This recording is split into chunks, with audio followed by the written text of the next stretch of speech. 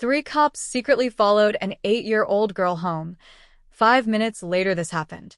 The viral plea: three cops secretly followed an 8-year-old girl home. What they witnessed changed everything.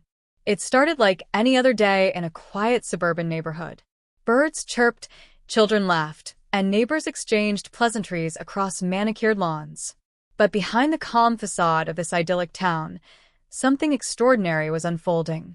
Three police officers, their faces etched with determination and curiosity, sat parked in an unmarked car just a few blocks from an elementary school. They weren't there for routine patrol or responding to a call. This was different. They were watching an 8-year-old girl.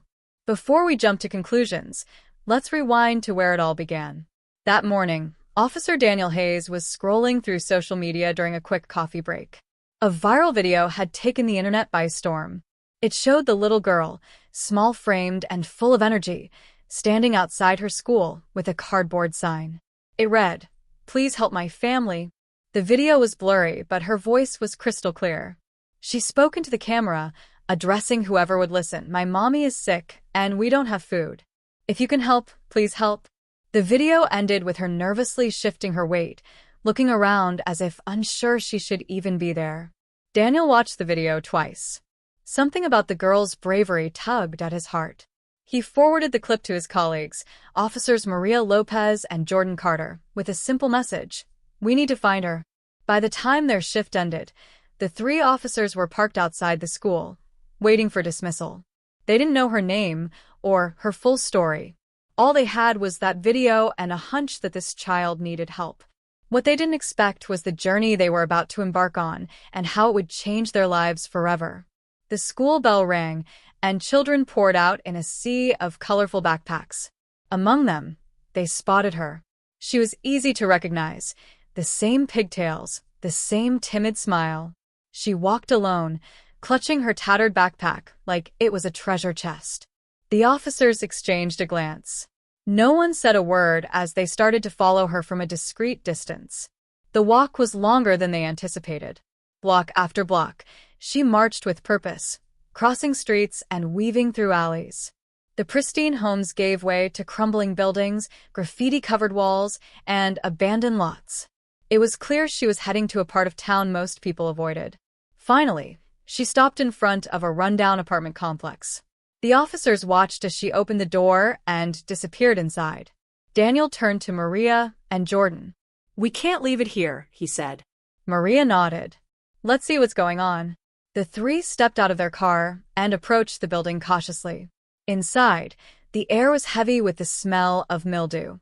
The dimly lit hallway led to a door on the second floor. That's where they found her, standing on her tiptoes, struggling to unlock the door with a key that looked older than she was. When she saw them, her eyes widened in panic.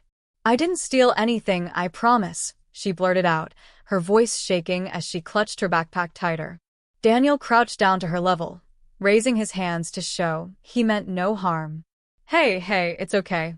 We're not here to get you in trouble," he said softly. "We saw your video. We just want to make sure you're all right." Her lips quivered, but she didn't run. Instead, she pushed the door open and stepped aside, gesturing for them to follow. "You can see for yourself," she whispered. Inside, the apartment was cold and dark.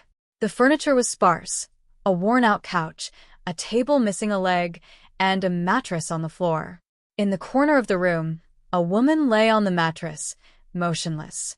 The officers froze, their hands instinctively moving to their radios, but the girl quickly intervened. "That's my mommy," she said. "She's not dead." "She's just tired." Maria walked over to the woman and knelt beside her, checking for signs of life. The woman stirred, opening her eyes weakly. "Please don't take her away," she mumbled, her voice barely audible. Jordan looked around the room and noticed something that made his stomach churn.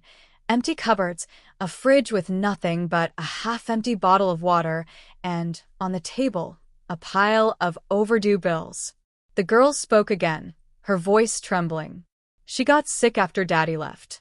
I tried to help, but," she trailed off, tears streaming down her cheeks. "I just want her to get better." Daniel felt a lump in his throat. He had seen tough situations before: poverty, illness, broken families, but something about this